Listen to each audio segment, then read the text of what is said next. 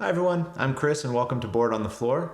I'm really excited today because as you can see, my surroundings have changed. I'm no longer upstairs on my kitchen table. I've actually set up a gaming room in my basement, or a gaming dungeon as my wife calls it.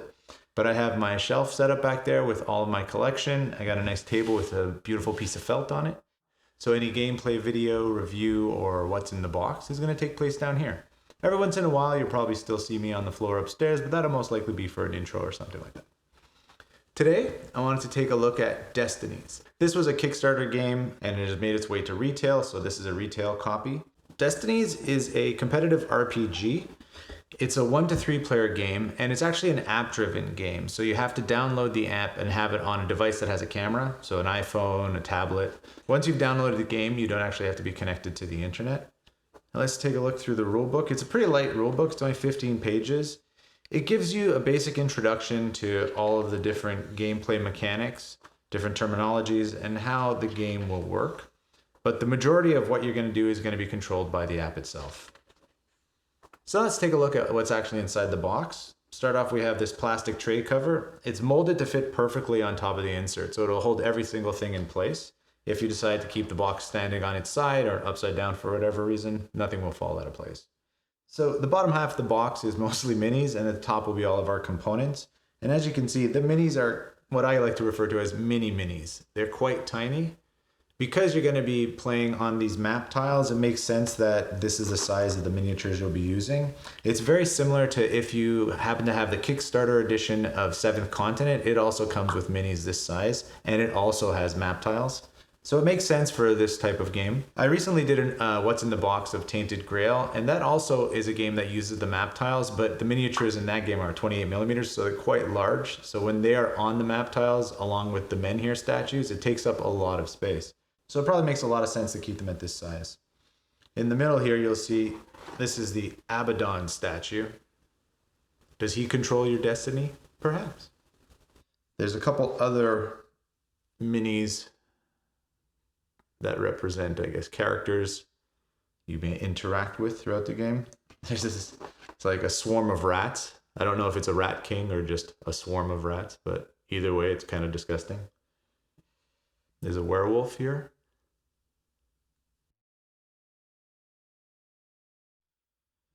And the other minis, I'm not going to take them all out because there's so many of them and I don't know if I'll be able to find where they go. But I do believe some of these are playable characters and some are NPCs, so non-playable characters. Next, let's take a look at some of the components. We have our player boards. They are dual layered player boards, so you can see the grooves here. They're going to be for your skill markers. Each player has the 3 skill tracks. And over here we have our supply area, and this is where we're going to be placing our character card or our Destinies card. So there are 3 player boards that come with the core set, but if you want to add a 4th, you could take a look at the expansion called Bound by Fate. It's currently available as an exclusive on the Lucky Duck Games website, but I'll be adding a link in the description so you can take a look at that. Here we have 2 sheets of tokens. We got our coins, our experience tokens, our point of interest markers, and then our trade tokens. In the game, when you have an item, you could actually drop it in any location and you put a trade token there and other characters could come by and pick it up. We have another tray cover and we're getting to our cards now. And you'll see here, these are the character cards or the Destinies cards. And each one has 2 QR codes, and those codes will be used by the app to tell you more about your specific Destinies. Depending on which you choose to follow, it'll take you in one direction or the other. And as you're progressing through the game, you could always switch paths depending on what it is you've accomplished. Next, we have some item cards. You'll see the cost of the item in the top right corner. These are all 1 coin. They also have a QR code. So within the app, it'll give you more information about the item. You'll be able to add the item to your character or possibly use it in certain scenarios or interactions that you encounter. Originally, these 2 were separate, but there's pretty much 1 more stack of items. Here we have some more expensive items that are available. Same thing with these. There's more items.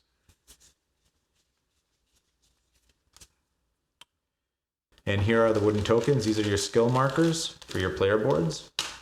And now we'll take a look at our map tiles. The map tiles are two-sided. One side is black and white and kind of like hazy, and this is the unexplored side. And then of course, when you do explore it, it flips over to the full color side. There'll be more details and possibly other things you can see on the full colored side. In the bottom corner, you'll notice some numbers, and the app will tell you exactly which map tile to put out as you're exploring and as you're moving through the game. And last but not least, we have our dice. So in Destinies, you'll be rolling dice for all of your skill tests. So to advance through the game and whenever you're doing interactions with characters or situations, you have your main dice, and every player will get 2, and you could use those on every single test. So these are your effort dice. Each player will get 3 of these, but when you start the game, they will be exhausted, meaning that they won't be able to be used. So they will be outside of your supply area. Each turn you get 1 back, and then you can use it for every skill test that you have to roll. Then of course after you use it, it's exhausted again. They have actual successes on them too. So as much as you could roll numbers with them, you could even roll successes.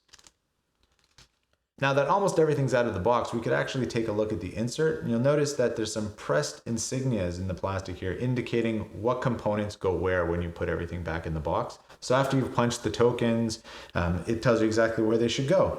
Great thing about inserts like this is it is perfectly designed for everything that comes with this game. Sometimes all you get is just loose components inside of a game. I'm not a big fan of that. I really like when they go the extra step and they give you an insert like this.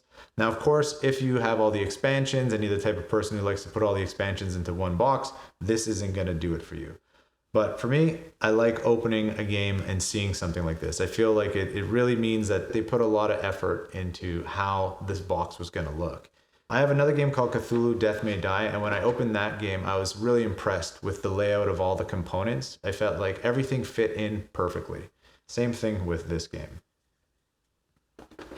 I haven't had a chance yet to play Destinies, but I'm really excited to get it to the table because there are actually 2 different modes of gameplay for solo, and of course I'm going to be tackling this solo. Out of the 5 scenarios that are included in the core box, the first is seen as kind of an introduction, and then the other 4 are part of a campaign, so they each kind of connect to one another. So those scenarios are meant to be done together. The one thing they suggest too is that if you're going to replay some of the scenarios, that you do not do it with someone who has already played it, because there would be an unfair advantage there.